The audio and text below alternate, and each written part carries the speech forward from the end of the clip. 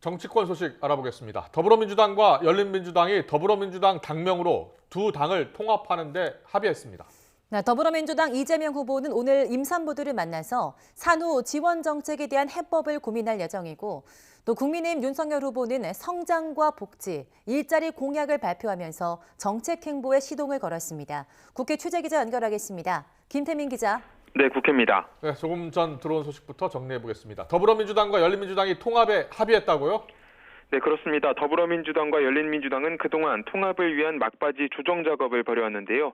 조금 전 11시 양당 대표와 지도부가 만나 통합 합의문을 발표하고 서명식을 열었습니다. 두 당은 각 당이 5대5로 참여하는 정치개혁 특위를 구성해 국회의원 3선 초과 제한 등 여러 개혁 현안을 논의하기로 했습니다. 이 밖에 사회개혁 의제로 검찰 수사권 폐지, 부동산 감독기구 설치 등도 추진하기로 합의했습니다.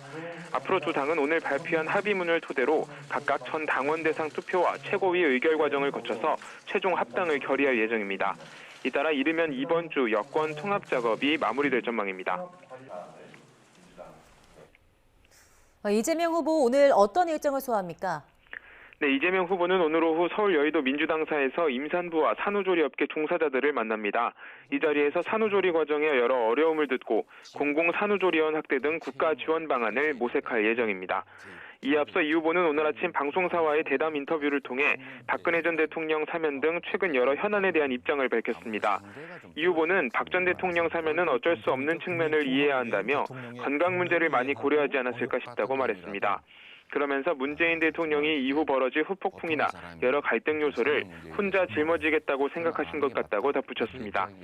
이 밖에 청와대와 정부 반대에 부딪힌 다주택자 양도세 중과 문제에 대해서는 선거 이후에라도 유예를 추진하겠다고 밝혔습니다. 이 후보는 다주택자에게 한 번은 더 기회를 줘야 한다고 생각한다며 그래야 시장에 매물이 나온다고 강조했는데요.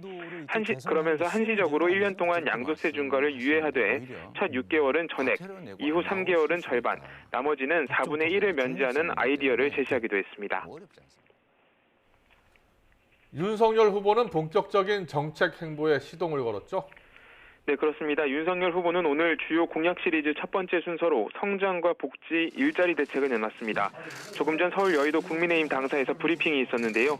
윤 후보는 경제는 성장했지만 그만큼 국민이 행복해지진 않았다며 국민이 행복한, 공정하고 공평한 사회를 만들겠다고 강조했습니다.